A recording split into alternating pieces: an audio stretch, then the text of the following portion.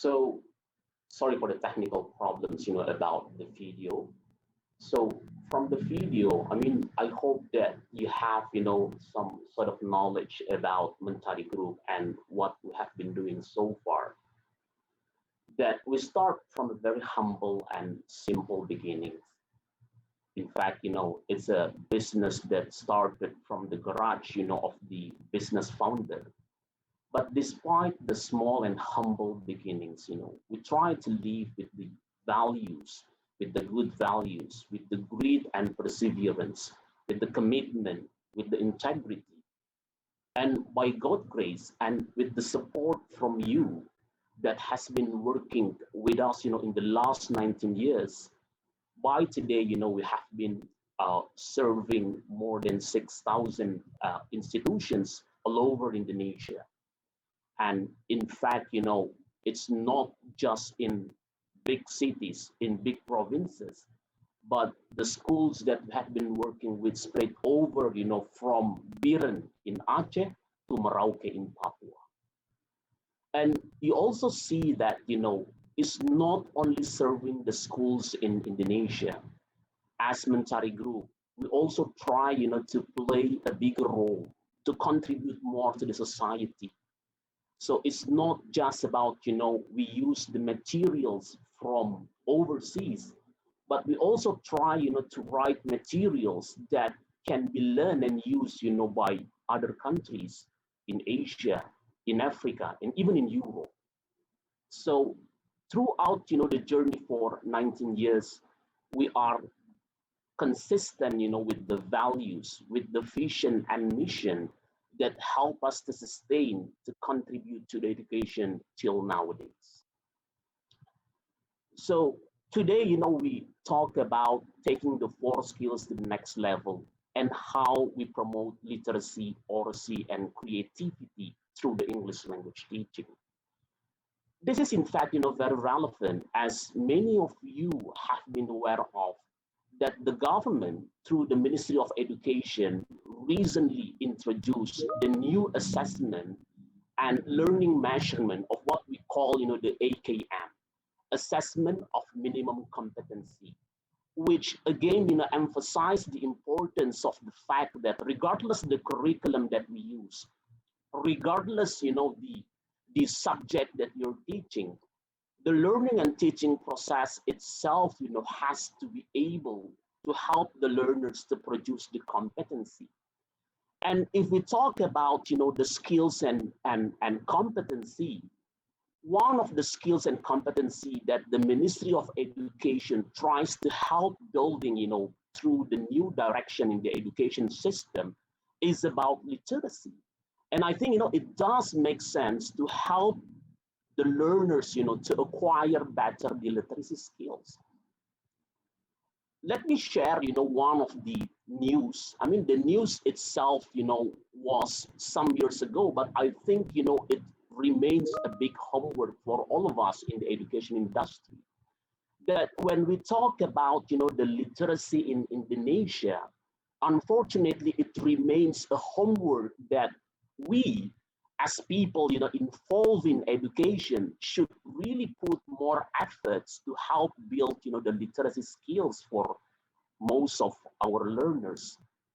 In that particular news, for example, it mentioned that Indonesia's second least literate of 61 nations. Of course, the news doesn't really ignore the fact that when it comes to literacy, it doesn't mean, that having the students, our learners able to read and write automatically improve the literacy level of those learners. Because definitely it remains a question, it remains a homework, whether the learners are able to engage successfully what they have read. Or, if you like to go further, are they able to produce the new knowledge from whatever things that they have read? Or, really express the ideas and opinions from whatever things that they have written. And in that particular report, it's very critical, to see the very strong statement that as knowledge increasingly becomes a product as well as tool, The economic welfare of any nation will be ultimately tied to the literacy of its citizens. So again, I hope that, the fact that we're going to try to focus on discussing about literacy going to help us, to have a better literacy teaching and learning for the learners. The same goes, for the Oracy. I mean, I read one of the articles, written by the Professor Neil Mercer. He's actually the professor of education from University of Cambridge. He mentioned, in his article that the talking actually needs tuition. And there has been enough evidence and research that shows that when the students have the opportunity to learn how to use talk to reason, then they become better at reasoning on their own. And when we talk, about the Oracy journey, I hope that, from today's session, we can see how we as educators, as teachers, could help the learners to have a smooth transition from simply being able, to speak in front of the others, to be able speaking in front of the audience, to be able speaking in front of the audience and interact with them effectively and reach the ultimate goal, being able to help the learners to speak in front of the audience, engage them effectively in many different ways. So I hope that, that today's session gonna help you to gain, some insights from literacy, oracy, and creativity. Before I end my remarks, ladies and gentlemen, as Pak Naufal just mentioned to you at the beginning, we just celebrate, Teachers Day, I think, a couple of days ago. And allow me to remind you once again that when we talk about education, we talk about things that are going to set the future of our beloved nation, Indonesia. And mind you that now we have been almost finishing the year of 2020. And if we try, to count, we have 25 years from now to celebrate, 100 years of independence of our beloved country, implying the fact that, the country of Indonesia has been set free from any types of colonies, for 100 years. But remains a big question that we need to ask ourselves. Has the country been set free from poverty, from inequality? And with this respect, I think we, those people that have chosen to dedicate ourselves in education, could play a bigger part, could play a better role, in helping to shape the future of our nation. Yes, that golden generation, that we expect to see when the country celebrates its 100 years of independence. And when we talk about that golden generation, that could be my kids, that could be your kids, that could be your grandsons, that could be your granddaughters. And they may have aspirations, childhood dreams. Some of them going to be architects, some of them going to be doctors, some of them going to be designers, going to be doctors, pilots, whatever aspirations that they have. Let's work together. Let's work in a very positive collaboration. Mentari Group is very keen and willing to help to work with you, work in collaboration to make sure, that we can help those aspirations of the young kids, of the future generation could come true later when Indonesia celebrate its 100 years of independence. So once again, thank you very much for all the teachers, for all educators to spend time with us during your weekend. Thank you also to our partner from Cambridge University Press, Mr. Alan Davenport, Mr. Yusuf Seto, Ms. Anastasia Widawati, Ms. Rizky, and all the other teams that have been involved, to ensure that the training today could be organized smoothly. I hope you enjoy the training, and thank you very much. Now back to the moderator, Pak Naufal. Right. Thank you, Mr. Tuturi, for your opening remarks and telling Mentari Group's journey to build education in Indonesia. And we're going to have the opening remarks from Mr. Yusuf Seto, as country manager from Cambridge University Press, Indonesia. For Mr. Yusuf Seto, the time and place is yours. Thank you so much. Thank you, Patri. Thank you, Mentari team. Good morning, everybody. Good morning, all the educators. Thank you so much for attending today's sessions. Thank you so much for being here in the morning. I know it's weekend and I know it's like a family time, but we are here today to actually learn something new.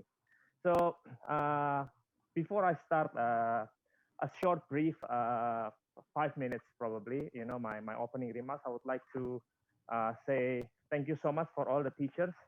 Thank you so much for all the teachers in Indonesia, all the teachers who's joining here.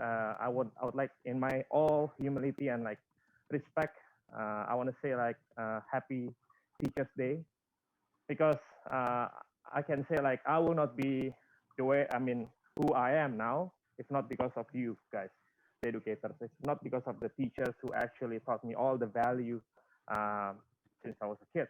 And I will not like meet a lot of like great people, out there, uh, who actually, give me a lot of knowledge. Not if it's not because of the teachers as well. So allow me to actually say thank you for all your great effort and your hard working. I know it's really, really, really, what do you call it? Like it's like tough, like it's tough because I understand. Whenever like I travel around, like even to the remote area, we try to actually help teachers. We try to have a discussions with the teachers about like how you actually can help the education in Indonesia, and they all do it like with like a sincere heart. So I would like to say like thank you so much. That's also the reason why Cambridge here try to fulfill, try to give all our best to support all the teachers in Indonesia by providing like a lot of like training, a lot of like webinar, a lot of like uh, uh, support that actually needed by the teachers. So this is part of like what we actually uh, bring to the education in Indonesia, how we actually can give a lot of like knowledge, share like a bit of like practice tips about how to teach effectively. Even more so during this like pandemic situations, I believe that's much more needed of a support that we can actually give from Cambridge. So today's sessions, we're going to talk about literacy and oracy. And I believe it's actually really important, as you may know, that Cambridge always like focusing on the skills that are actually relevant, that we can use in the future. I mean, obviously, when the children grow up, they will enter the work environment. They will be facing us in a situation that they need to present. They need to actually deliver their idea about like what they believe, or about like something that actually is important for them. That's the reason why, I mean, like, it's really important to develop the skills since the beginning. I mean, as early as we can. The literacy and oracy itself will help the students in the future to be like a great presenter, give a lot of confidence. And then I believe, at the end of the day, it will actually give them the even brighter futures, because in many companies, in many like in many working in many jobs, this literacy, these two skills actually needed. So I believe today's sessions will be really fun, because as you know, the trainer Alan Davenport will bring a lot of like joy, a lot of fun in this morning, and then we'll do a lot of activities. Alan will share a lot of like knowledge, and I hope you enjoy the session. And once again, thank you so much for attending the training event, and I hope like you enjoy the session. Thank you so much. Okay, so thank you, Mr. Yusuf Seto, for your opening remarks. All right, now, educators, let's start our session by watching video profile from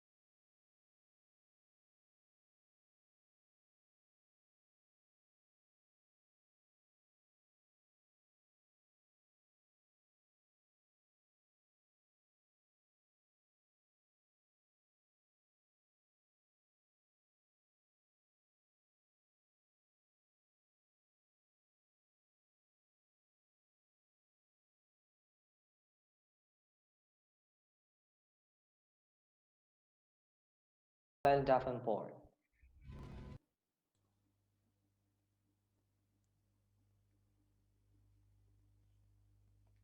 Hello, everyone.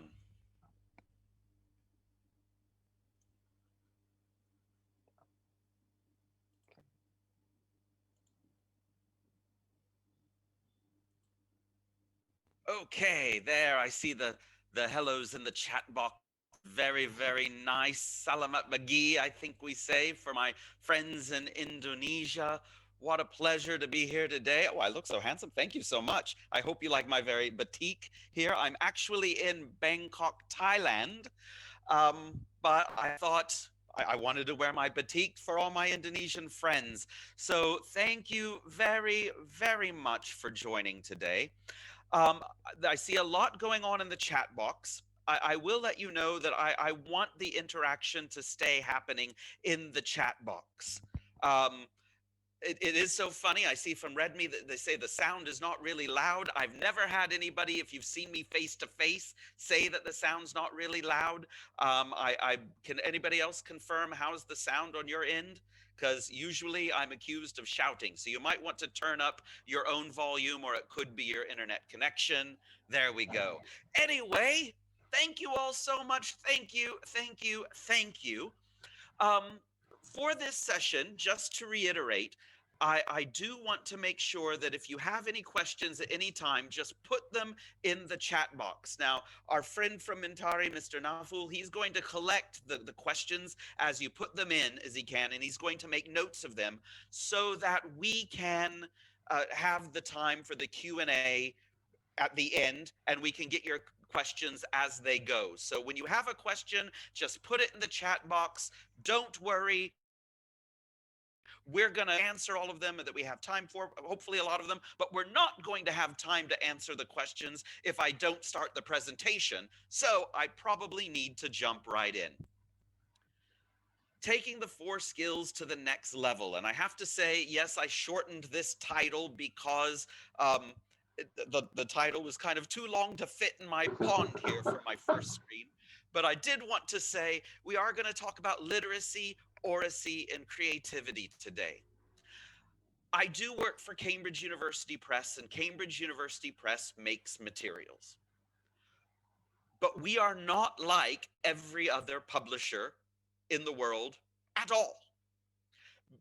I will say this about working with Cambridge.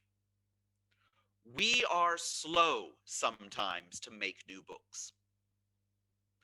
The reason why we are slow sometimes to make new books is because we don't want to just make books that look good or look beautiful or have just, maybe one key something or just repurpose something from someplace else.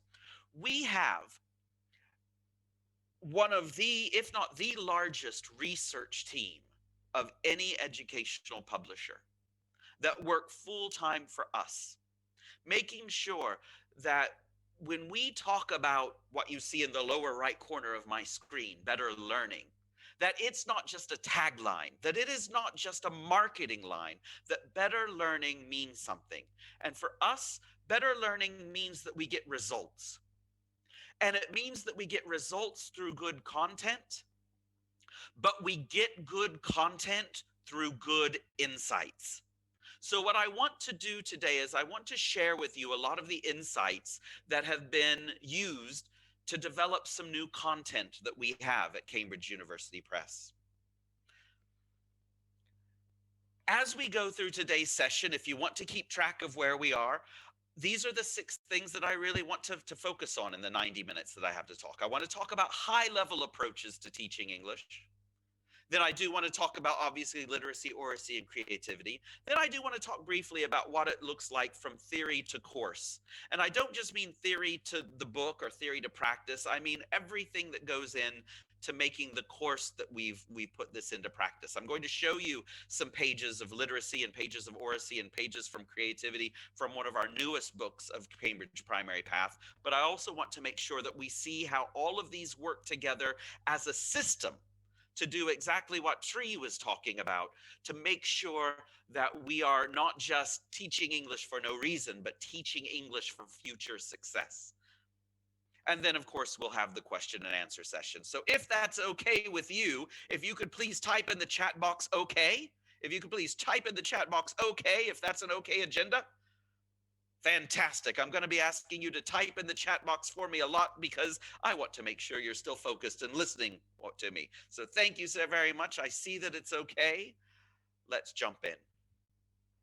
Well, I think our journey, like I said, begins at Cambridge, and it begins really with some ideas of what it means to teach English.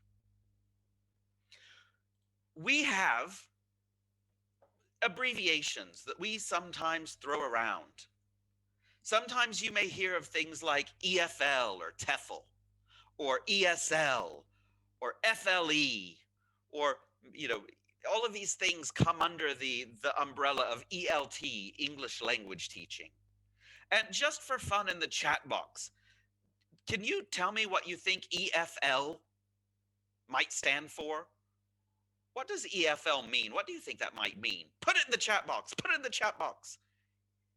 If we're talking about English language teaching, I see it from Verdian. Absolutely, Verdian, you're correct. English is a foreign language. Yeah, English is a foreign language. It's not English as a first language, but hold on to that. In fact, I'll jump to FLE. Does anybody know what FLE stands for? FLE. FLE. Yes, there, I got it from CUP. Risky, you work for Cambridge. I hope you got that right. It's not for first language acquisition, but that is a fantastic guess. I love that answer. FLE is what we consider first language English. It's what I learned growing up in school. You know, I'm from America. I went to school in America, and I learned English in my school, but I learned first language English. So I have EFL on the left side, English as a foreign language, and I have FLE, first language English, on the right side. And then in the middle, I have ESL. Any ideas what ESL might mean? Oh, you were on it right there. English as a second language. That's right. Now, here's the question. I have EFL, I have ESL, I have FLE. What's the difference between the three of them? You don't have to write in the chat box, but this is kind of a problem for us right now. When I say for us, I mean us at Cambridge. When I say us, I mean us in Southeast Asia. When it says us, I think that it means us as teachers. These designations give us a problem. In fact, Priscilla, you say it's not our native language or our native language. That's very interesting that you bring that point. Because does it mean native? So again, we have English as a foreign language, English as a second language, and by the way, sometimes now you'll also hear, instead of it being English as a second language, you'll hear it be called English as an additional language.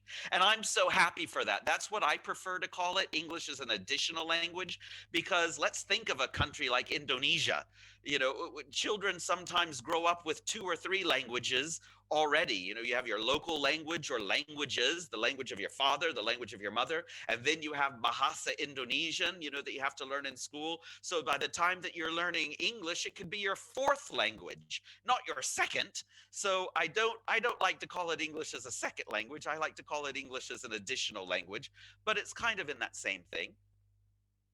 And the last one, first language English, I'm hearing some people say, you know, it means native, but does it?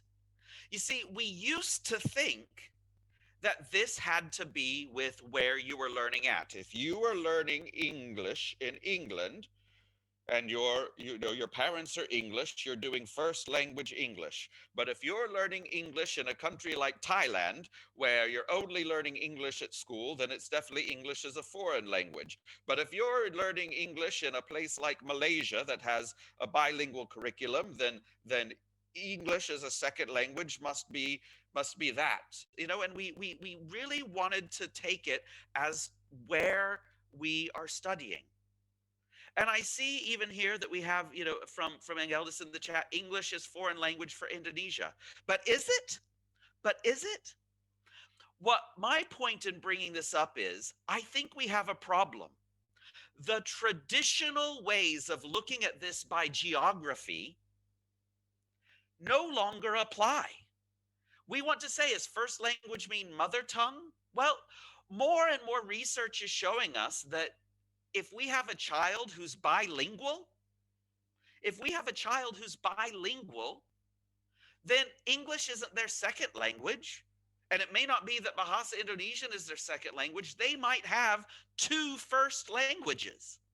And like I said with Indonesia, we might have English not as a second language, but as their seventh language. Now, listen to this. I'm interested to get your response to this story in the chat box. I have a friend in Thailand. I'm just bragging. I have one friend. I'm just kidding. I have two friends, but I'm going to tell you about my one friend. And his name is Michael. And Michael is German. Michael grew up speaking German. Michael taught German at a university here in Thailand. That's what brought him to Thailand. That's how I know him. And Michael can speak English, but he speaks it this German accent, and his grammar not always correct. He will speak some the language. He not always get the article. He get like this, but he speak the English. And Michael married a Thai woman. A Thai woman who does not speak German. This Thai woman speaks Thai fluently, but she speaks English like the Thai, just in Thailand. Her English is good. She speaks English, I understand. She speaks English like that. Now, I have Michael who speaks German and a little bit of English, and that English is very much affected by German. And I've got his wife, Nok, and Nok speaks Thai with a little bit of English. And they fell in love because of the age of, Google Translate and simple English. They fell in love and they communicate with each other through English. All of this may sound like a familiar story, but they've had a child. And now, when they are speaking with their child, both of them are using English. So my question is this: what is the child's first language?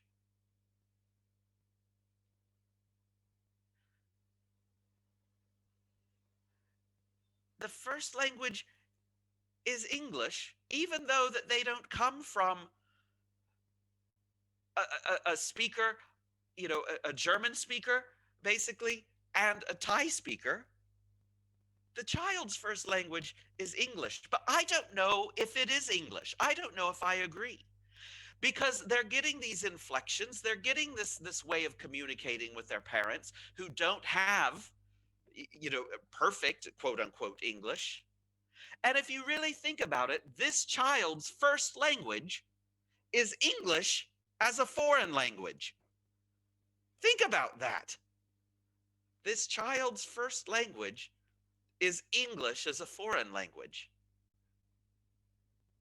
I don't think that we can distinguish this by geography anymore. There are schools in Indonesia that have bilingual curriculums that are left over from what used to be called, National Plus, where they're going towards English as the medium of instruction. You're in a country that would typically be designated as English as a foreign language, but English as a second language is happening in Indonesia, even if both of those child's parents aren't tied to the English culture. My point is we can't distinguish this by geography anymore. If you liked that story, can you just write good point in the chat box? Because I just want to see if that was interesting to you. If you didn't like it, don't say anything, because I don't want to get my feelings down. But it would just really help me if I could see, yeah, I think that's interesting. English as a foreign language is the child's first language. This is the world that we live in, and it's not bad. It's what's happening. If that has changed, if our things of geography has changed, I wonder how much the traditional model of English as a foreign language still applies.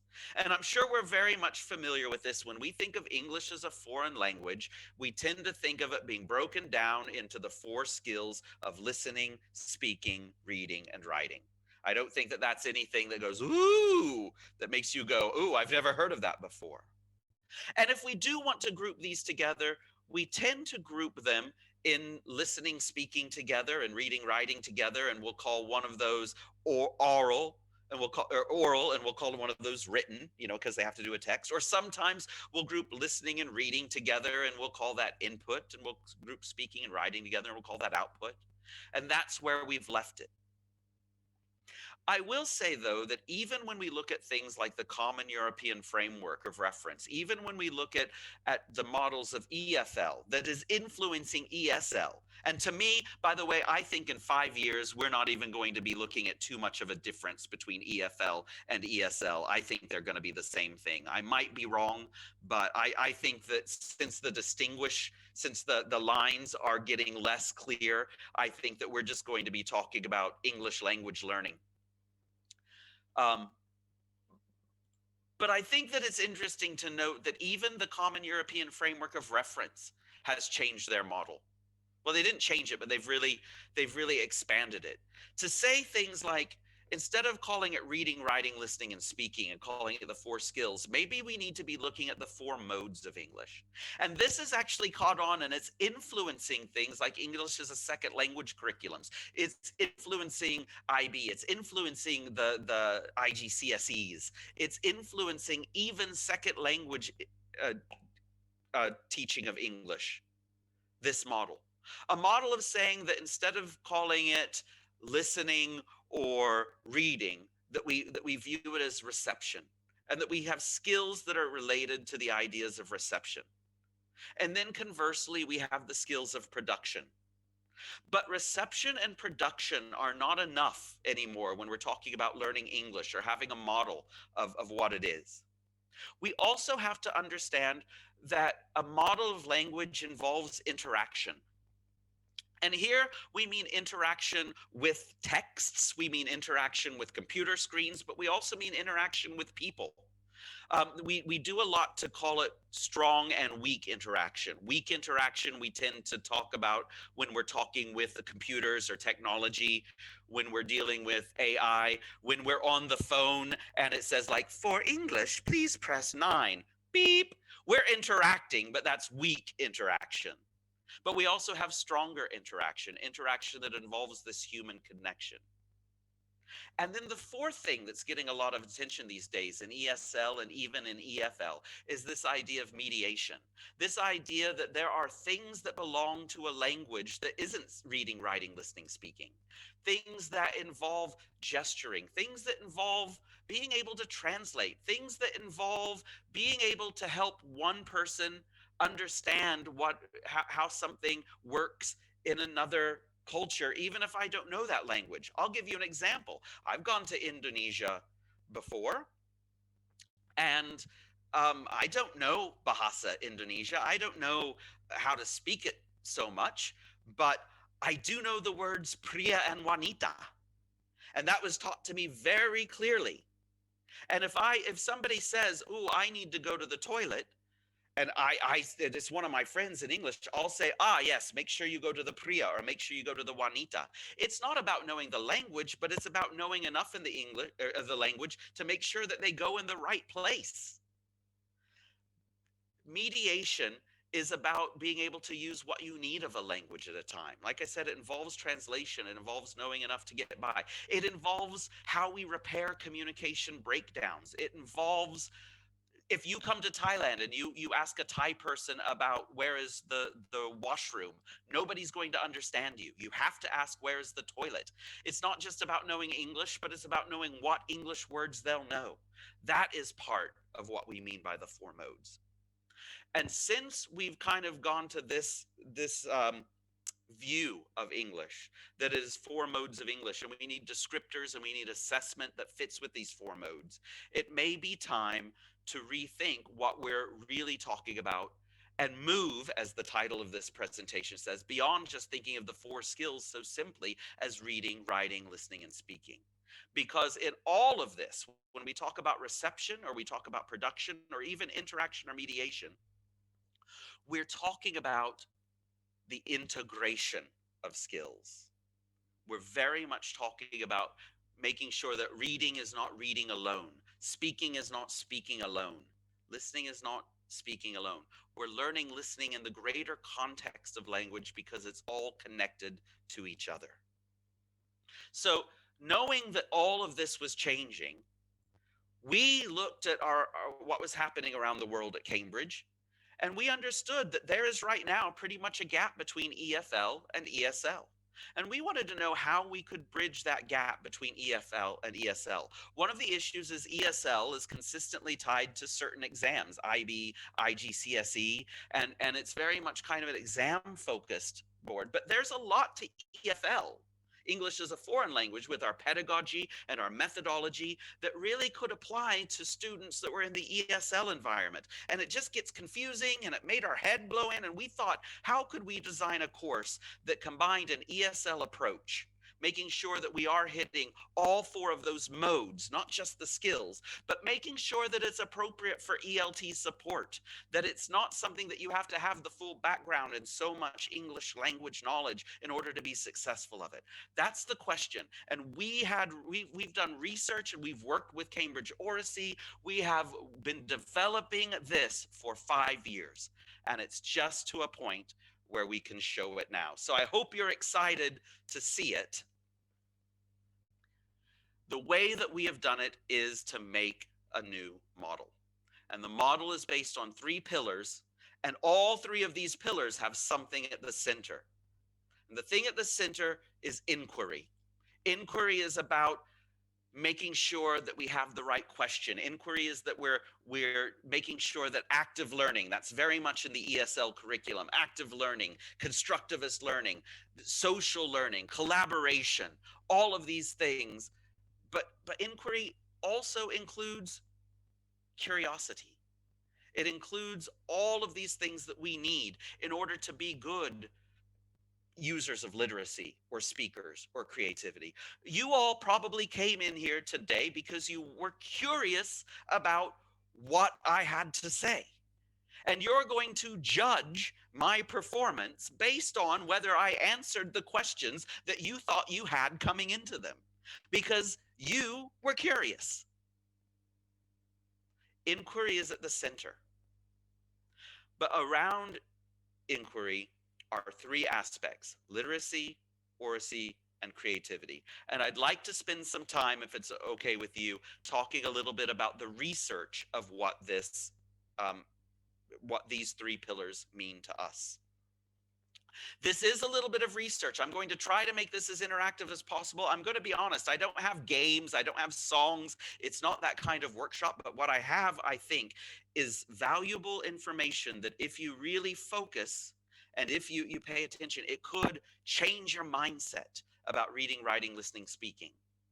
I'm also going to say to have your cameras or have your screenshot ready, because I saw a question earlier, I don't have a full summary of this entire presentation for you, but I know that summaries and extra things are popular in Indonesia. So after I talk about literacy and oracy, I'm going to show a QR code and we'll put a link afterwards so that you can find more information.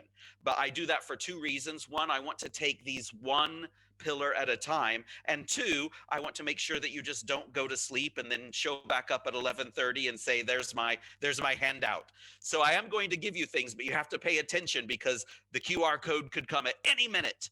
It's the way that classroom management, right? I got to get your focus. So let's jump in and let's talk about literacy. I need to be careful. I need to be careful that we understand what literacy is, Because one of the problems with education right now is that there are two definitions of literacy. You may have heard of things like digital literacy, visual literacy, physical literacy, computer literacy, media literacy, all of these types of literacies.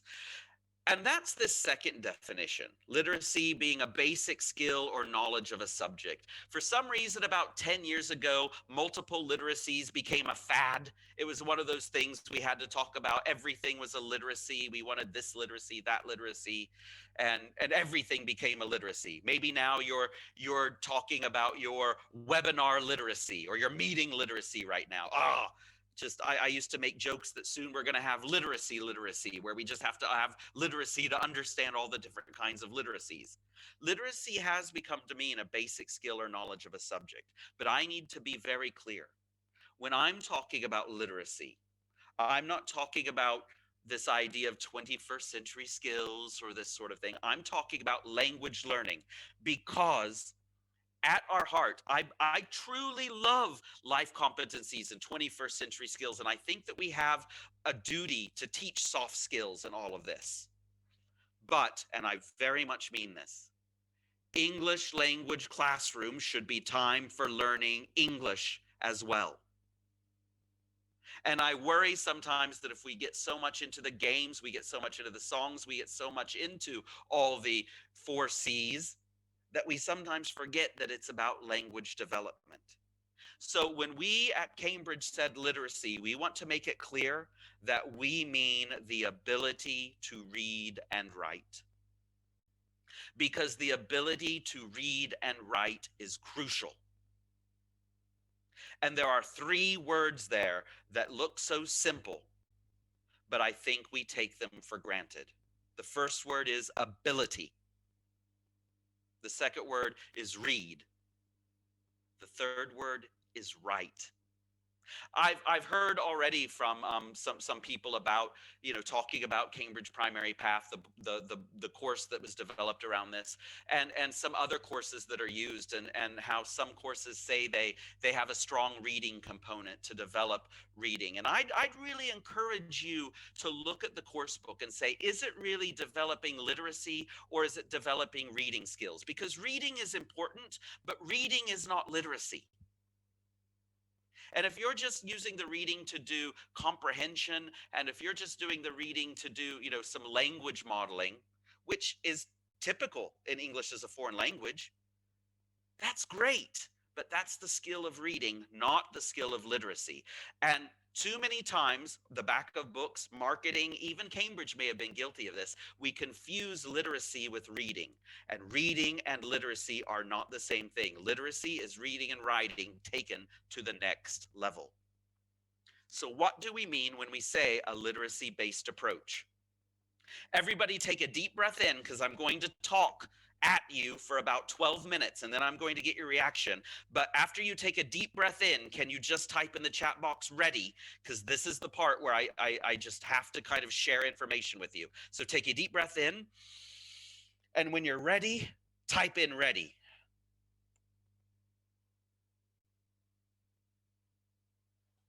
Excellent.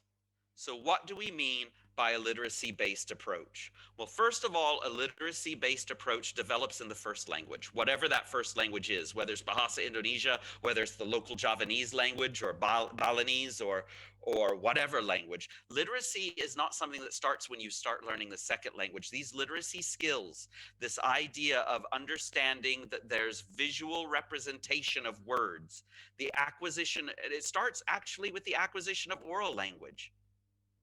And it's supported by learning to read and write. So this idea that literacy is just reading and writing, no, remember, it's the ability to read and write, and the ability of to read and write starts with the oral language. We can't write a word if we can't read it, and we can't read a word if we don't know the word.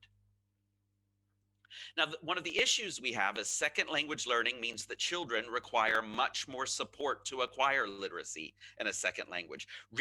Teaching reading and writing is easier than teaching literacy, because literacy is bigger. And we'll go into what literacy means, how it's bigger in a second. But I'd say the main difference between just teaching reading and writing and teaching literacy is what we use those texts for. Literacy is the idea of moving from learning to read, phonics, spelling, vocabulary expansion, text, and all of that, which other publishers' courses books do, no problem. And shifting that also into reading to learn. This literacy is a process of moving this way. And there are great books, even books from Cambridge. I'll say not all of our books for ELT have a literacy approach. Some of our books just have a reading approach where it is learning to read. But what makes literacy that next step is going into reading to learn, talking about discourse, talking about genre, talking about information access. If you want to know the difference between learning to read and reading to learn, learning to read is about the language, reading to learn is about meaning. It's about the difference between focusing on the language and focusing on the meaning. Using the text just to say, did I understand it? Or using the text to react to it. That's the difference. And it's an important difference. So, how do we implement this literacy-based learning? What are the key things that you can do? Even if you don't use our book, what are some ways that you can incorporate inquiry-based learning? One, make sure we're channeling curiosity. Make sure that before we read something that we're finding out what the students want to know about it. Somebody in the chat box already said, what's the difference between, literacy comprehension or reading comprehension and literacy? When we do reading for reading comprehension, we'll start to pre-teach vocabulary, and then we may maybe read a text, and it will say like, there were five children in the park. And then we will say, how many children were in the park? 5. And then that's it. We say, did they understand it or not? And that's comprehension. But literacy does so much more than that. Literacy is the idea of, saying there are 5 children in the park. You read it? You understand it? Okay. What do you think they're doing in the park? Do you like to go to the park? What does the park mean? Where else do children like to go? Using it as a stimulus, not just to say, did I understand the meaning of the text, but how does that meaning apply? Channeling curiosity. Formulating questions, which relies into channeling curiosity. Formulating questions that aren't just about prove to me you've understood, but prove to me that this text became part of you. Formulate questions about, hey, we're going to talk about spicy food. What do you want to know? And maybe they want to know why food is spicy. And if you really look at it, there's a reason food is spicy. And if you really want to know, ask me at the end. I'll tell you why food is spicy. But activating prior knowledge, this sort of thing is also part of inquiry-based learning, going from what you know to what you want to know about something, and then reflecting on how you learn it. Reading doesn't do that. Reading, you just say, here's a text, did you understand it or not? But this literacy-based learning, when we bring in the inquiry-based approach, we start with where the students are at. We don't think that our students are blank slates. Our students to come with some prior knowledge, and we link the text with their prior knowledge. We also help them develop perspective, multiple ways of looking at things. And what we do to implement a supported literacy-based learning approach with Cambridge Primary Path is we make sure that all of the units follow around a big question. And again, I'll show you what that means in practice later. The first thing for literacy-based learning is making sure that it is inquiry-based. Remember, that's at the heart. The second thing that is different is making sure that we have a very big focus on reading strategies, reading for meaning and not comprehension. Reading for meaning and not just comprehension. In other words, not just text analysis. Using the reading as a stimulus, using the reading as a resource. Typical reading might say, if reading comprehension is read this text that supports global warming, do you agree with it or not? We're finished. But reading strategies of literacy might be comparing 2 texts that disagree. They might be, really talking about, here were 3 reasons why something's good. Which do you think was the best reason? Not what were the 3 reasons, what are the 3 reasons is comprehension. But which reason do you think was best? Which reason do you think was best supported? That's not comprehension. That's bringing in your own knowledge and your own reaction into the text. That's the difference between just plain reading and literacy. And it involves bringing in reading strategies and bringing in direct instruction of reading strategies. Make sure that we're teaching the skills of prediction, working out meaning from context, et cetera, et cetera. And reading strategies also involve understanding how we approach different texts, whether it's fiction or nonfiction. We read fiction and nonfiction in different ways. You're listening to me in a different way, I hope, than when you're listening to Netflix, because there's a different purpose for the reason why you're on your screen today. That's important that we understand how we change. The third thing that we need is vocabulary development, vocabulary development, vocabulary development. It's crucial for reading success. We tend to look at things like coverage. Coverage means how many words on the page do you need to know in order to read it fluently? Because good literacy is not just about comprehension or can I understand it. It's about reading fluently. It's about reading faster. It's about eventually getting students to do extended reading and let them choose their own book to read and have them tell, book reports in class about whether they think other students should read that book or not. And you can't do that if your reading is slow. So we have to have vocabulary because vocabulary is very much tied to reading speed. Also, this idea of BICS and CALP. If you've heard of the difference between of BICS and CALP, can you write yes in the chat box? If it's new to you, can you write new in the chat box? I just kind of want to I'm sure it'll be 50-50 here. Some it's new and some it's, So for most of you, it's new. BICS is the type of language that stands for basic interpersonal communication skills. It's the language of conversation. If I say, hello, how are you today? That's BICS. That's what we mean. If I say like, ooh, I really like to eat chicken, that's BICS. It's kind of the day-to-day, and it's important. BICS is part of the curriculum because we do use English to communicate.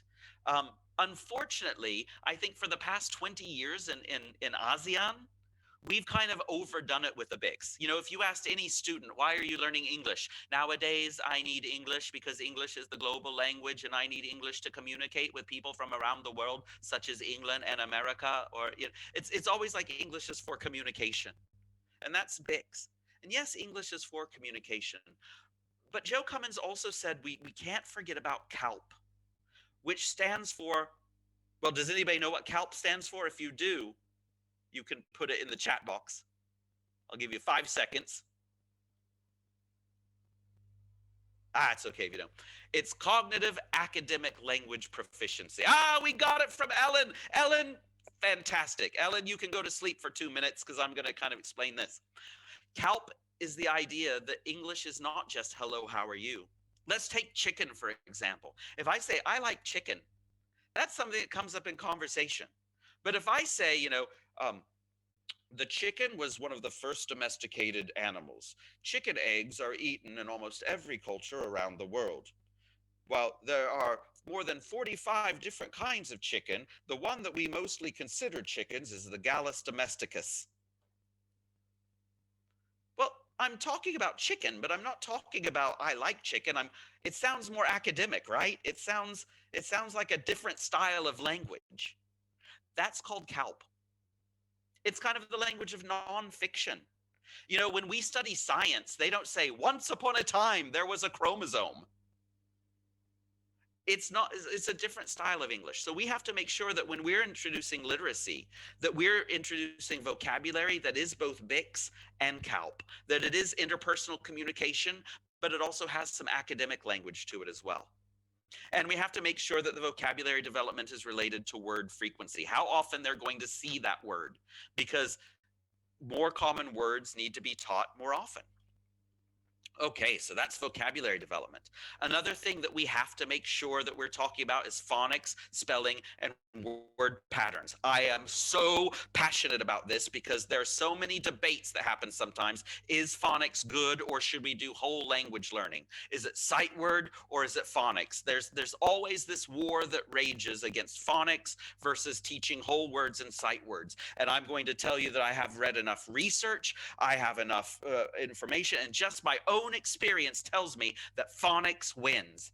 I am a huge believer in phonics. We need to do phonics. Phonics works. But when we talk about phonics, we need to remember that we're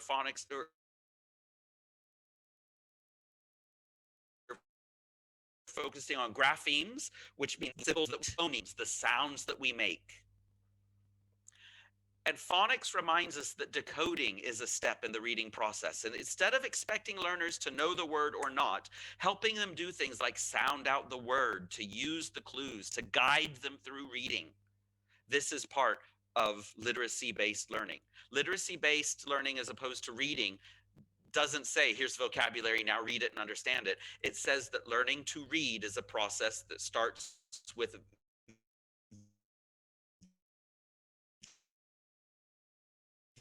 viewing the text, then the text. Important we realize, though, that phonics is for output also. You know, the way that we learn phonics and that we read in a second language, it changes our internal voice in the language. When you read, you know, even in English, I'm sure you have some English voice in your head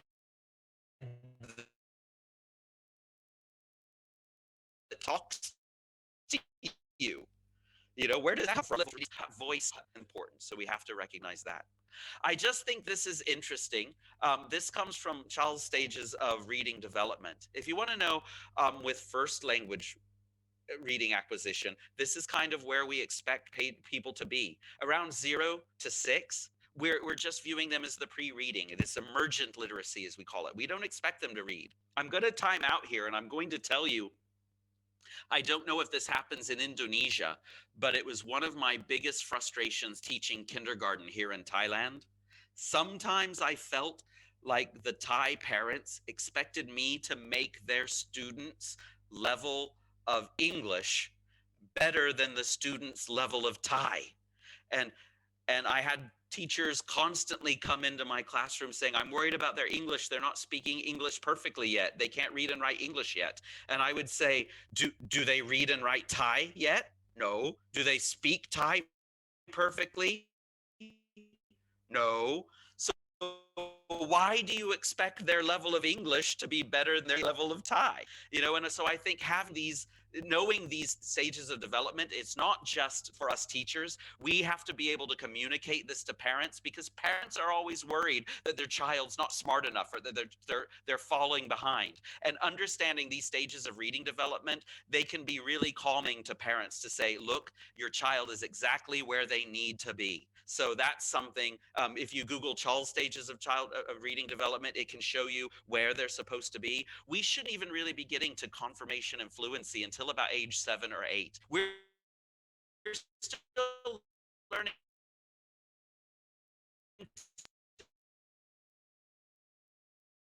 decode at age 6 or 7. Now, I like this because it's a little bit more detailed of when children are pre-alphabetic, when they're part alphabetic, and when they're alphabetic. And again, if you are teaching with any other reading books, you're probably not thinking about these things. You're probably just thinking about vocabulary and now read and comprehension. But this idea is just not about reading these words that I've taught you, but it's providing the skills so that I can read words that I've never seen before. So understanding why phonics is important. It allows us to connect to words that we have heard, but maybe not have seen visually. So those are two things for you. There's so much research out there. And again, I'm going to give you some things about it in a second, but that's part of the literacy-based approach. Another thing about literacy-based approach, we don't ignore grammar, but grammar is always in context, and grammar starts with meaning. Grammar starts with meaning. Grammar starts with meaning. Instead of saying we're going to learn the present continuous means something that we're doing right now. We start with, we're going to talk about things that we're doing right now. And when we talk about things that we're doing right now, we usually in English, we use this ing form. And oh, by the way, it's called the present continuous. Making sure that the grammar is in context. Young learners have to work out grammar from meaning, not the other way around. If we try to directly teach grammar and then say use it, it doesn't work as much as we say here's grammar in use. Now let's understand the grammar. But it's also understanding what grammar is. Grammar is not the rule of the language. If you listen to my session already, you've probably heard me make 3,000 grammar mistakes, but you're not going to say that I'm not, a speaker of English. Because what's happening is I'm using my language to get the meaning first and then the use. And I have to make sure the form is clear enough that you understand me. I can't say things like, tomorrow for literacy, yesterday go for I did learn when taught did I. That form is all wrong, and I have to fix that grammar. But grammar without meaning is useless. And process writing. Remember, literacy is reading and writing, and it doesn't separate them. I'm reading and writing, and both of those contribute to literacy development. I put writing in here because we have enough evidence, though, that says if we want to improve our students' writing, increase the reading. Reading improves writing. And this is where we can do text analysis, but pure text analysis, not just looking at the grammar or looking at the vocabulary, but looking at how the text works, looking at it from a discourse level, looking at the product, the process, and the genre, because we write different genres different ways. We write a blog different than we write a grocery list. And we forget that writing a grocery list is writing. But it's not writing a sentence. No, it's writing bullets, or taking notes is writing. But we have to do all of that. I think the trick is making sure that we're doing something called holistic writing. And I want to talk about what holistic writing means. Holistic writing means we take students through all of the process, which means they plan, and then they do what's called transformation, which is where I take my ideas and I think about how they would best fit. And then I go from transformation into transcription, actually writing it down. And then from transcription into reviewing, and then repeating the process. And the other part that makes writing holistic and part of literacy is making sure that we're making writing tasks that see writing as all of these things, that writing is not just a skill. Remember, this is about taking the 4 skills to the next level. Writing is not just skill. Traditional ELT textbooks, not ESL, but ELT, view writing as proof of learning. We learned this grammar, prove to me you can do it in the writing. But a literacy-based approach says writing is skill. But it's also creativity, but it's also thinking, but it's also a process, but it's also genre. It's also social practice, and it's also socio-political act. And I want to give you examples of what each of these mean and what it looks like. If you care about access and prefer to teach writing through spelling and grammar, your focus is on skills, and we need to focus on skills sometimes. But if we only focus on skills, look at how much we're missing. If you prefer that your students write freely about anything that interests them and you only care about the content, if you say, I don't care about your grammar, give me your ideas. You're likely viewing writing as creativity. If writing in your classroom is about writing to process information or to reflect, your view of writing is that it's for thinking and reflecting. If your focus is on peer feedback and less on the final text, if you want learners to help each other, even if you know they're going to help each other make some mistakes, it doesn't have to be perfect, but you still are having a process focus. If you spend a lot of time teaching how to write different types of texts and you assess whether they would work in a particular situation, then we're talking about a genre focus.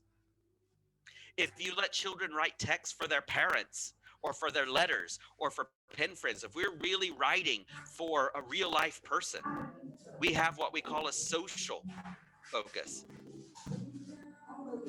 Grace, your microphone is on. If you could please mute. Or if somebody could mute Grace, I would very much appreciate that. Thank you. And also, if you choose writing tasks where children state their opinion or critically respond, your focus is a socio-political. Socio-political is where, it just feels like you're giving of yourself and it's a little bit of that risk involved. Don't think politics. Think about socio-political means I'm interacting and I might be putting myself in disagreement with somebody else, or I'm putting myself in agreement. I'm giving something of my own opinion and my individuality in it. So this is a little bit about the process of writing itself. And the last thing that really makes literacy is this idea of dialogic reading. And dialogic reading is where we really try, when we're helping learners read, to make it an interactive reading experience. Whenever parents are reading to their kids and they say to things like, what can you see on this page? Ooh, where's the dog? Where's this? That's actually dialogic reading, when we're communicating with the children as we're reading with them. That's what dialogic reading means. It means guided prompting and asking the right questions, but the right questions are usually not comprehension questions. The questions are not, is the dog clean or dirty, or is the cat naughty or clean? The right questions are things like, oh, have you ever felt that way? Do you think they're happy right now? What would you do if it happened to you? Which bird is the biggest? And maybe it didn't have that in the text, but it's on the page and I'm asking questions about the pictures. These are things about dialogic reading. And again, if you want to know more about dialogic reading, it was developed kind of by Zevenbergen and Whitehurst. I really like it because it guides us with what kind of questions and what we need to do with children when we're developing literacy. And for younger children and older children, it's different things. Now, for 2 to 3 years, we want to ask a lot of what questions. What is this? Later, we moved into more open-ended questions. What can you see on the page?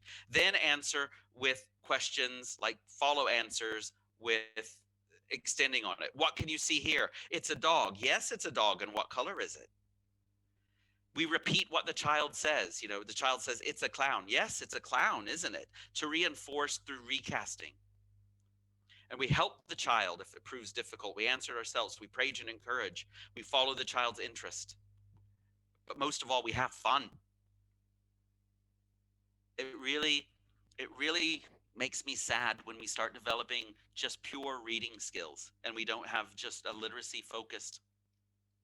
And we see children who were learning to love to go to books, and then all of a sudden they don't like reading anymore because we've made reading too much about the test and prove to me you've understood it than show me if you've enjoyed it or not. What did you like about it? What did you not like? I do worry sometimes that schools, not just in Southeast Asia, but around the world, that we teach reading so much that we teach the love of reading away. Later on, we get to these other types of questions. And if you look on the 4 to 5 years, this can actually be extended into 7, 8, 9 years old. And you can remember these because they follow the acronyms CROWD PEER, CROWD PEER, that we want to do completion prompts, like where we fill in the blanks. Like we all put on our, I used to like to do that with a very hungry caterpillar, but the caterpillar was still hungry. Yeah. Recall prompts. Can you remember? Open-ended prompts. Now tell me about this page. What prompts? Why? Where? When? And distancing prompts, where we get away from the story and we personalize it. Have you ever done anything like this? We also want to prompt the child to talk about objects in the book. We want to evaluate the child's response and give feedback while during this. We want to expand what the child says, and we want to repeat and encourage the child with this expansion. So this is what I mean by moving the skills beyond with this literacy-based approach. It is all of these things. I need you to get your cameras ready. And for Naful, if you can get the first link ready. Because I know you need a summary of all of that. There is a wonderful ELT phonics and literacy mini paper that we have, and it has most of what that I've talked about there. So if you just scan that with your phone, or if you go to the link, or if you take a photo and type in the link later, Or if you go to the link in the chat, you'll see a link to a paper, and the paper has the summary of the key points of phonics and literacy instruction for young learners. It's some of the research that we have for Cambridge, and I'm happy to give it to you absolutely. And this is my favorite, most favorite Indonesian word at all, gratis. We're giving it to you absolutely free for today. So if you like free things, if you can type gratis in the chat box, if you want more free things, I have to see 20 people type in gratis, or else I won't give anything else for free. 4, 5. Ooh, gratis, gratis, gratis for free, guys. I love it. Oh, I'm seeing a lot of gratis. People like gratis, like me. Excellent. Yes. Excellent. My favorite Bahasa Indonesian word. I can spot it a mile away when I'm in Jakarta. All right. Thank you all so much. I want to go ahead and I want to show you what this looks like on our page. I want you to see here that this is a page from Cambridge Primary Path, and I want you to see how we've put it into practice. I don't want you just to look at the pretty pictures. I mean, I hope you think it looks pretty. I hope that you think that we have nice pictures. But look, other people have nice pictures, and you know, I think of National Geographic Learning. I love their pictures in the book. I'm not going to lie; they have beautiful books. But what's beyond the picture? What's beyond the picture? Do they do these things like reading strategies? Do these things like, you know, reading the text and underlining the main idea, which summary best describes, but also these case studies? And then look down at the bottom of the page on the left. What can we do to protect sea animals? I think we can. We respond to the text. It's not just personalization. It's not just an idea. We respond to the text and then we go into more case studies. That was a nonfiction text, but with fiction texts, I want you to see things like on this right-hand side, you know, after we read part of it, you know, on that right-hand side, then we have a think section. It says, do you think butterflies can predict the weather? Why or why not? That's dialogic reading. It's not answering a question. It's not comprehension. It's what do you think about this? Why do you think it? And letting the students talk about the topic of the text and predict and do these strategies. We do things like making sure that we're pointing out the key words, the higher frequency words. We're making sure that we're, you know, so you want to write a story here, that we're not just talking about you're going to write a story, but we talk about the planning, the process, graphic organizers. Again, these things at the higher levels where we highlight the vocabulary they're learning, but we're also saying these think things. Why are the donkey and the dog sad? Why do the animals want to be singers? Some of that can be answered in the text, but some of it is just making up your own ideas. And again, making sure that we're teaching those reading strategies explicitly, making sure that all of this really comes together. If you look on this page, even though it's 2 pages of a book, all of those reading strategies, you can see that we don't have the grammar taught explicitly, but we're going to be using the grammar in the writing and in the tasks later. But we have these strategies that are here. You know, on the left-hand side, look at the flow chart and answer the questions. How many steps are there? It's reading, but we're also developing the skills as we read. Step 1, underline words you don't know. Step 2, read the sentence again. Step 3, look for clues. Step 4, ask your teacher or partner to help you look it up. What do I do when I don't know a word? Instead of saying, teacher, I don't know this. What's the process? All of this is good stuff. All of this tells how literacy is there. All right. Doris, it says, please give us the link on the comment section. The link was given if you scroll up, or maybe, Narful, if you can give the link again, maybe a couple of times, because people were typing gratis a lot. Maybe you could give the link to the first one again in the chat box. That would be great. Thing number 2, Oracy. I love Oracy. Oracy is exactly what Tree said. It's been made famous in the past 10 years by Dr. Neil Mercer, and I'm very proud to say that Neil Mercer works for the University of Cambridge, and we got him to help us with the Oracy skills that you find in this material. Now, he is the main person of all of Oracy, but he's not the person who invented Oracy. Oracy has actually been around since the 1960s. A professor named Andrew Wilkinson thought the oral skills, speaking and listening, were being neglected in education. This was in first language education, but he said, we're doing too much reading, writing, too much reading, writing. The problem is the students can't speak, or if they are speaking, they're not saying anything really. They're saying words, but they're not speaking. And speaking is more than just saying words. Just like literacy is more than reading and writing, oracy is more than just speaking. We're being neglected in education, he thought. We use the word oracy to put it at that same level as literacy.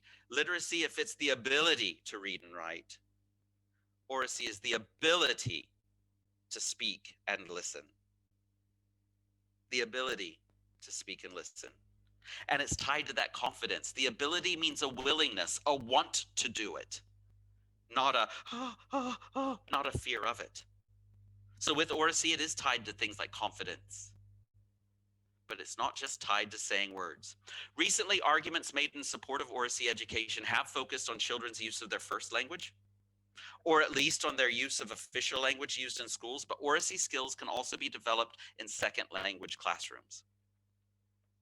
And I want to tell you right now that the Cambridge, what we've done with Oracy is we have developed our own Oracy skills framework. Now, it doesn't have those 8 things like literacy did. We have 4 basic areas. And oh my gosh, something's gone wrong here.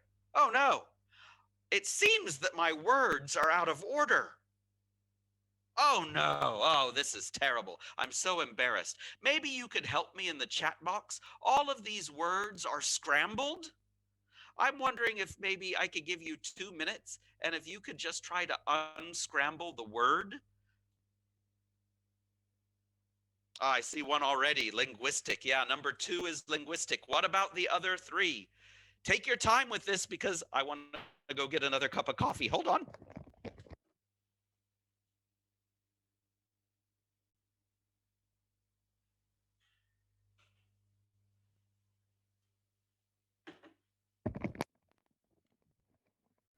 Oh, I'm seeing a lot of them. Yeah, I made 3 of them a little bit easy. I tried to make the last one a little bit more challenging. But yeah, I am seeing the right answers.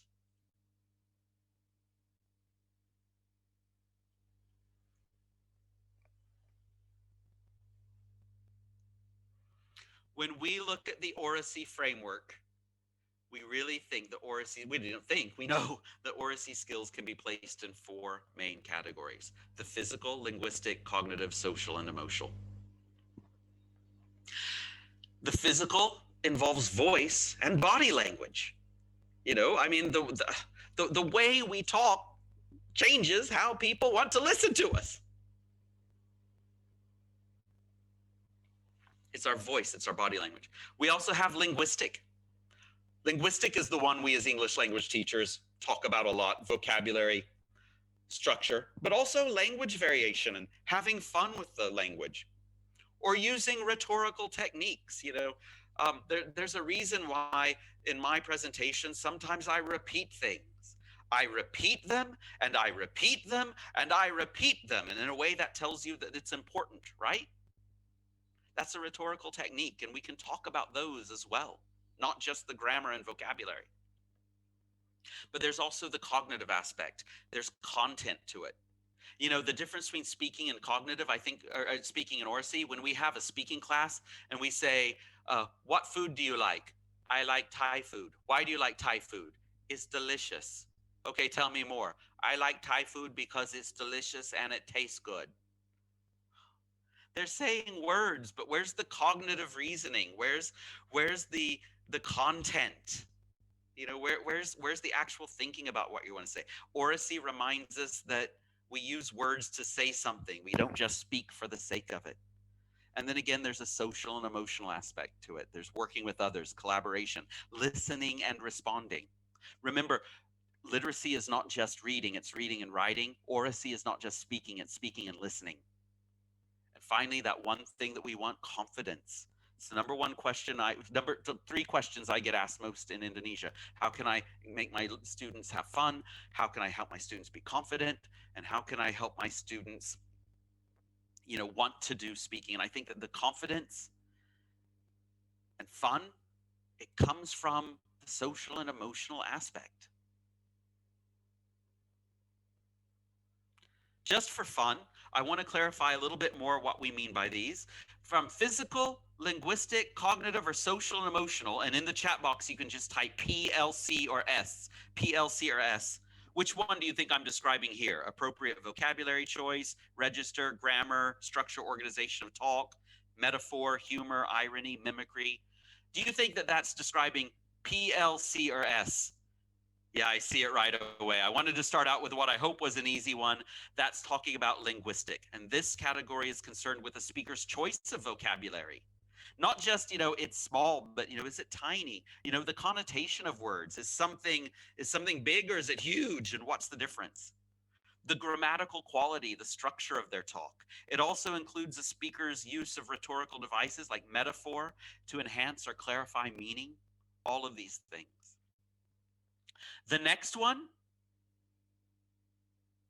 which one do you think I'm talking about here? P, C, or S?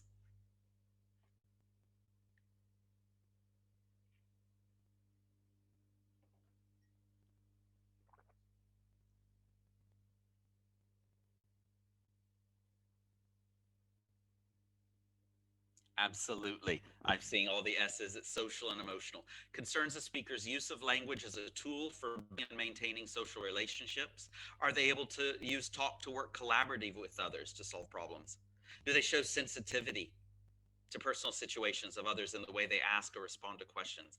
The thing I like about Cambridge Primary Path is the Oracy section in Unit 1 of every single level is we're going to make rules for talking and rules for listening to each other. In every single book, that's the first lesson for Oracy, is agreeing to and making on the rules and talking about respect and talking about listening to others. I love that it's directly spoken. I love that it's directly taught. How about this one? You have a 50-50 chance.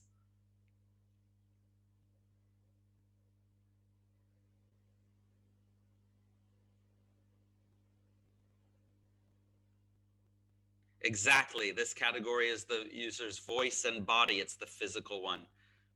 The projection of voice, knowing how to control your voice. Is it appropriate for a given situation? Do they speak fluently? Do they modulate their tone of voice appropriately? Right now, do I use gestures? There's a reason why I'm talking with my camera on. I don't know how many of you are looking at my face, but I keep my camera on in these things because I just want you to see my expressions. I want you to see when I'm confusing myself or when I'm thinking or when I'm passionate about something and when I care or when I'm saying something that I probably shouldn't be saying, but I am anyway. That's me using my voice to communicate more, and that's part of Oracy as well.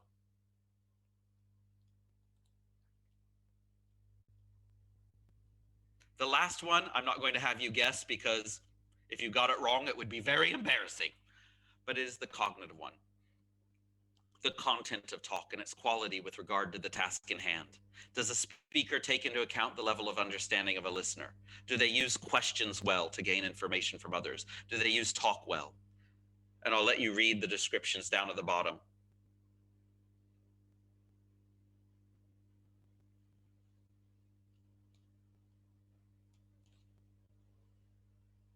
So 4 aspects to Oracy development. And we think that it's important if we want to have that ESL methodology to make sure that we've included all of them. So here is somewhat of the Oracy framework. And you can see that what we've done with our Cambridge Primary Path is we've tried to lay out what the Oracy should be in all of these different levels of our book. So you can see the progression. Now, we didn't include linguistic in this because this is an English language teaching book. It's taken care of by the CEFR. But for physical, cognitive, and emotional and social, you can take any of these and you can look at how they develop. You can look at how something like the social and emotional starts with I can speak in front of others at the foundation level, how it goes into I can speak in front of an audience at level 2. in levels 1 and 2, how it goes by the end of level 4, that they should be able to speak in front of an audience and interact with them, and how they can be confident. That one is called confident. I can speak confidently, engage with my audiences in different ways. And that's the progression to confidence in speaking by the end of level 6 with Cambridge Primary Path. Oracy is about developing all of these things. What I like about the book is that we have a little character called Oracy Morris, and they introduce the Oracy lesson with an information, with an animation. And again, they go beyond just talking about what, the speaking grammar or targeting the language use. They go into making sure that we are hitting those Oracy skills. Things like asking probing questions. Things like don't forget to listen actively, because we've talked about that before. Things like remember to respect everyone's opinion, reviewing the rules that we've made. And all of these aspects are kind of demonstrated with some wonderful, I think they're wonderful, animations. I'll show you one in a second. There is an Oracy lesson and an animation in each unit, regular Oracy reminders throughout the unit, an Oracy performance task every 3 units where we rate students, and we have rubrics and we have assessment tools made for you as teachers. But it's not just about did they use the language or did they have good pronunciation. It hits all the aspects of Oracy so that we can give feedback. I want to show you one of the Oracy videos where Oracy Morris teaches one of the kids, but only if you want to. I don't know. If you want to see the video, can you type in the chat box, I want to? If you don't want to see the video, can you type skip it? I'm going to go with whatever the chat box tells me. I've got I want to. I've got some want tos. Oh, I want to. Are you sure you want to? Because I don't want to show it to you if you don't want to. So this is something from Cambridge Primary Path that we've developed. I see everybody saying they want to. Okay. I'll give you what you want. I just want to make sure that I was smart and I put my sound settings on correctly. Yes, share computer sound is on. This is one of the Oracy Morris videos. And think about how it might relate to some of the students we teach sometimes in our school. Here we go.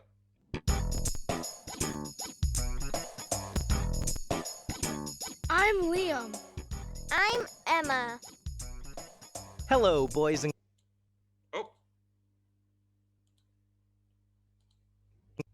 girls. I'm Oracy Morris, and it's Oracy time. Are you ready? Pay attention now. Today we're going to learn about using appropriate body movements. Watch carefully. In which presentation is Emma easier to understand? 1. Today I'm going to talk about green energy. Green energy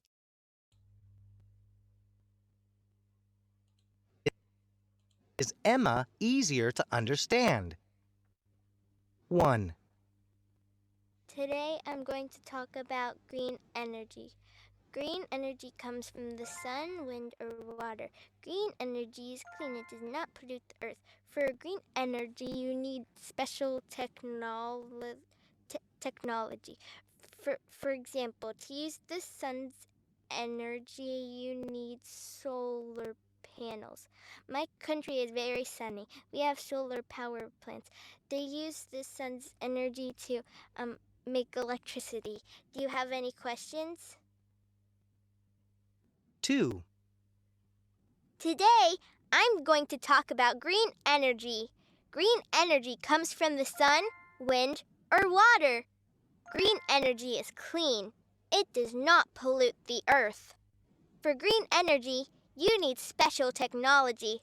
For example, to use the sun's energy, you need solar panels. My country is very sunny. We have solar power plants. They use the sun's energy to make electricity. Do you have any questions? In which presentation are Emma's body movements more appropriate? Let's watch again. 1. Today I'm going to talk about green energy. Green energy comes from the sun, wind, or water. Green energy is clean, it does not pollute the earth. For green energy, you need special technology. For example, to use the sun's energy, you need solar panels. My country is very sunny. We have solar power plants. They use the sun's energy to make electricity. Do you have any questions? 2. Today, I think you all get the point, and it goes on, it shows again, and then we talk about that. But what you can see with this is that it's trying to give the skills of oracy, not just the skills of speaking here. You know, it's hitting those other aspects of language that are important. And then our oracy gets developed through these things called speaking missions as well, where we do speaking from beginning to end in a lesson, so that we're really concentrating on learning what we need to do so that we can communicate in all of that better in English. Again, we have more on oracy that I'm going to give you for free. It's probably what Tree was talking about that he read. It's the article by Neil Mercer that was commissioned by Cambridge University Press. It's the insights that we used in order to make Cambridge Primary Path. But this is something that's so important that even, of course, I work for Cambridge. Of course, I want you to use our books. But even if you don't or you can't, please investigate this. I'm giving it to you for free because it really is a mind opener about how we can give feedback on speaking for more than just, you know, evaluating the language that they've said. And it gives us permission as teachers to really give feedback, you know, to those students who may be like our first student in the video. I don't know if some of you, when you watched that video and you saw the first student do the thing on solar energy and they're sitting there and reading from it, I thought to myself, oh my gosh, that's most of my students that I taught in class. And, you know, sometimes I'd let that be okay because they did it. But now Oracy gives me permission to talk about, to teach, and to assess and give feedback on it's not just what you say, but how you say it. The third one, creativity. If we only did literacy and oracy, it would be good, but it would be a little bit of the cognitive overload. We need something that is useful, that is helpful, that helps students in the future, but also gives us a chance of the break. And creativity is where we try to bring in a little bit of fun. And creativity for us at Cambridge means creativity and creative thinking. I say creative thinking because I think people overdo it with critical thinking, critical thinking, critical thinking. I think people say critical thinking is a buzzword, and they're not really sure about what critical thinking means. I think a lot of the times in Southeast Asia, when we say we want critical thinking, and I ask, what do you mean? You know, we want them to know how to solve the problem, or we want them to come up with something new or come up with something innovative. I think it's not critical thinking, it's creative thinking. And we really need to make sure that we do creative thinking, because creativity is what really lets kids express themselves. Creativity is tied to oracy, it's tied to literacy, it's tied to inquiry-based learning. Creativity encourages kids to take risks and learn from their mistakes. Creativity lets kids relax and learn in a different way. Creativity, believe it or not, helps kids focus better. And when we're teaching children, we know that focusing, getting them to focus, is a skill, and is a skill they can learn. And creativity is what allows kids to have fun and enjoy the tasks. Creativity motivates kids to keep learning throughout their lives. Creativity and fun go hand in hand. They're not the same thing. But creativity helps all of that. What I think gets misunderstood are these things about creativity. Creativity is a skill. Creativity can be developed. Creativity is not something you're born with. You're not just naturally an artist. We learn to be creative, and creativity can be developed. We are all creative. It's just that some of us may not have had enough practice with the skill. Creativity is not about being an artist. It's about seeing the world and its challenges in a new way.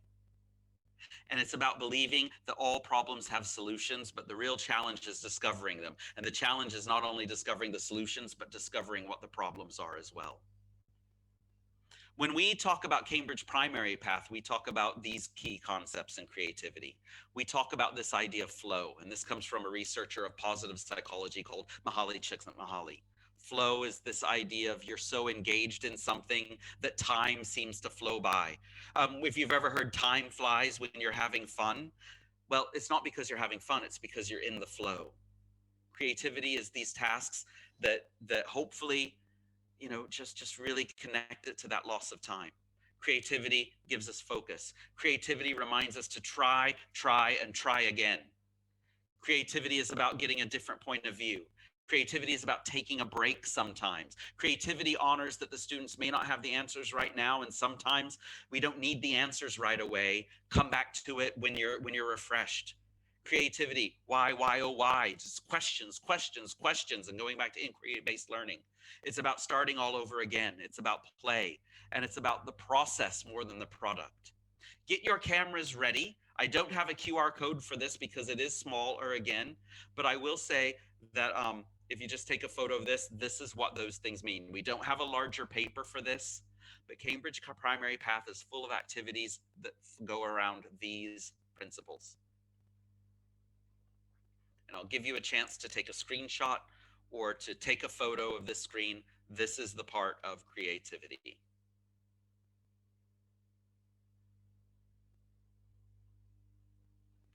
What does creativity look like? Well, with Cambridge Primary Path, we didn't just make a workbook, we made a creativity journal. And these are pages from things like the creativity journal. They're tied to the topics in the text, but sometimes it's the brain breaks and it uses English. But here we have things like decorate the butterfly using words from, the wild words that came from the book. These animals need you, quick, give this fish lots of water. Sometimes it's drawing, sometimes it's play. How can we save the planet? It's the design element that says it's fun. Food everywhere. If you're a plastic eating bacterium, make a list of everything the plastic eating bacterium can eat in the room you're in now. Isn't that more fun than saying, what can you see that's plastic? Ooh, this is a bacteria. He can eat plastic. What can he eat? Victor says creativity is also confidence. I would say that Oracy, creativity, literacy all together work with confidence. Confidence comes from the feeling that you are able to do something. And if you remember with Oracy and literacy, that word ability in there, that's tied to confidence. But you're absolutely correct, Victor. Creativity is where we express that confidence. It's the confidence, not just with the language, but the confidence of being able to take that risk and being who I am for myself. Things like this come from Cambridge Primary Path. What does the hair look like before and after? First, the hair was like a mop, then afterwards. What if the hair was like a broom? Draw it.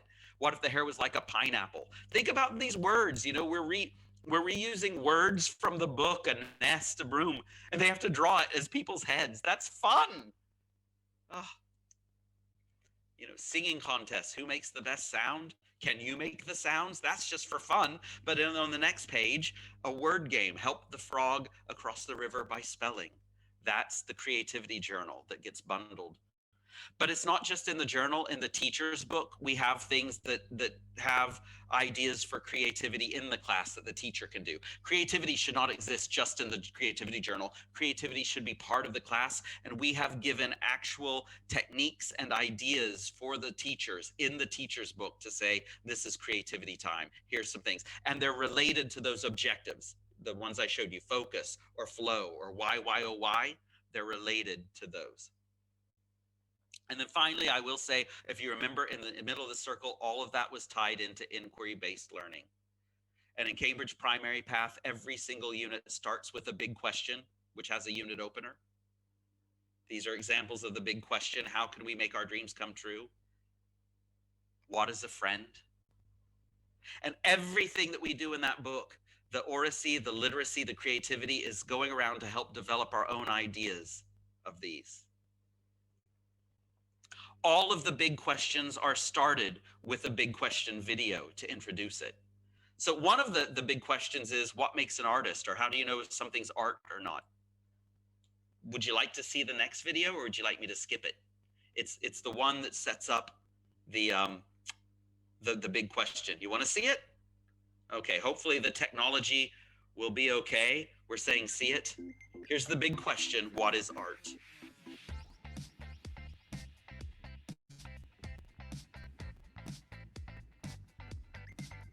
Hello, I'm Catherine. Today's big question is, what is art? Who decides if something is art or not? If I make a painting, am I an artist? There are lots of different types of art around the world. Let's take a look. There's painting and sculpture and photography. Architecture can be art too. Some art is very old. And some art is being made right now, like these murals. Everyone has a different point of view about art. Look at this sculpture. An artist named Anish Kapoor made it. It's in Chicago in the US. People call it the bean because it looks like a gigantic metallic bean. I love the bean. I think it's awesome. Look. The bean is always reflecting something different. It never stays the same. You can see people moving around on it. You can also see the sky reflected in the metal. It's so shiny. But not everyone agrees with me. Let's look at some of your comments about this artwork. Here's a message from Adam. He writes, "I think the bean is boring. It doesn't have any colors. I don't like it. Also, I think the artist had other people help him." Interesting comment, Adam. Oh, I think Katie agrees with me. She says, "I like it. It's cool how it changes in different seasons. It makes all people stop what they're doing and look at it." That's a very good point, Katie. Now, let's look at something very different. Some huge paintings in Mexico. These murals are by lots of different artists. I think the artists are really talented. I want to know more about the story of the people in the murals. Let's see if Adam and Katie like this artwork. Adam says, "I love these mural paintings. They are colorful and they make the houses look beautiful." Okay, Adam and I agree about that. But what does Katie think? Katie writes, "I don't think they're art because they're ugly. I don't think professional artists painted some of them." Well, we don't seem to agree about anything, but that's okay. Now, my favorite type of art is photography. I take photos all the time, and I'm not an artist. Anyone can take a photo. It's simple, and taking a photo is really fast.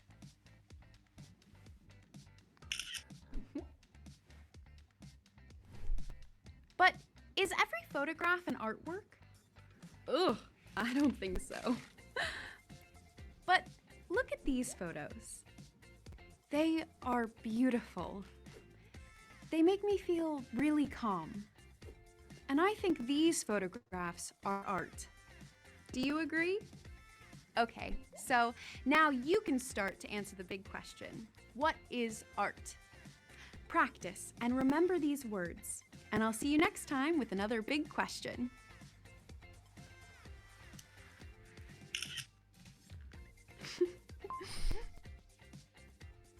Photography. Architecture. Mural. Shiny. Painting. Colorful. Ugly. Calm.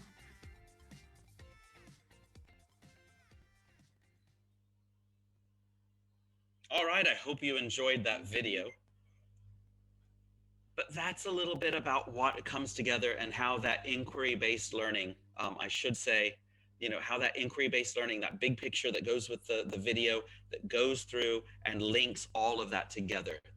That's why I put inquiry in the center of that circle that we had, that has literacy and oracy and creativity together. All of that works together.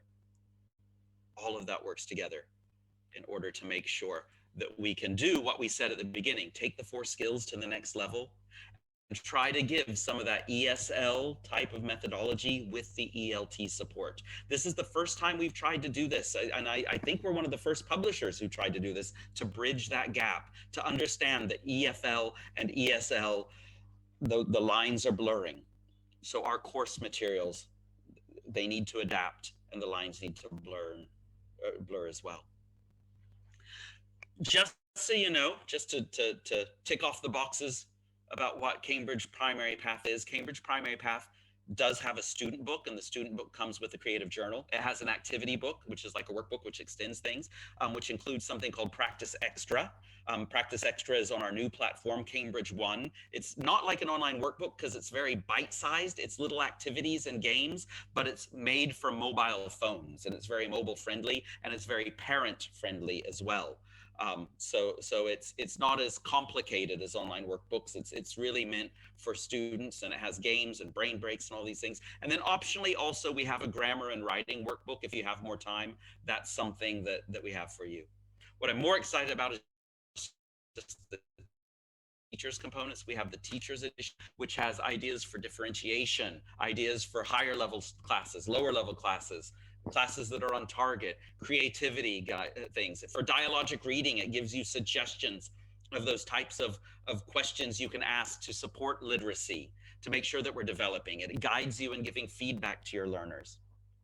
There's flashcards, and then there's a lot of digital support. There's Presentation Plus, which allows you to broadcast the book through the internet or on an interactive whiteboard or through a computer screen. We have a test generator, which you can click about what questions you want, and then it makes a test for you, a unit test or a progress test or the unit test. We have a teacher's resource bank, which has extra activities. It's got flashcards, it's got word cards, for phrases, for oracy on it. It's got so much. It's got the speaking guidelines of how to assess students, a lot of self-assessment, and we even provide teacher training through Cambridge One, a 2-hour self-study course for teachers who might be, who might be new to ideas of literacy or oracy or don't know how to teach it. We have built in teacher training designed for this course that is accessible free online with that. So in conclusion, I have one more video for you. It just kind of summarizes everything that I said. It is our introduction to Cambridge Primary Path that puts it all together. I'm not going to ask you if you want to see it. If you'll just indulge me, I'd like to show you the video now. Cambridge Primary Path and Cambridge Little Steps are new English courses designed to help children like us make the most of life's opportunities. The path starts in Cambridge and takes us on an exciting learning adventure. Along the way, we visit 3 key areas that together make it unique. First, literacy, where children learn to read and write in English. And then use these skills to learn about the world. We call it learning to read, then reading to learn. Wow! Then Oracy. This is all about how we communicate with people. Look, there are Oracy pages throughout the book. Where Oracy Morris and his friends help us practice these skills. It's not just about speaking. Oracy enables us to become really effective communicators. And confident team players, which will help us in the future. Yep, works for me. And me. And finally, creativity. What do we mean by that? Imaginative, playful activities that develop our creativity. So we can become better thinkers and problem solvers. Yay! So that's Cambridge Primary Path. We learn skills we need for the future. And have fun along the way. Cambridge Primary Path, for a future full of opportunities. And for the perfect start, why not try Cambridge Little Steps for pre-primary learners?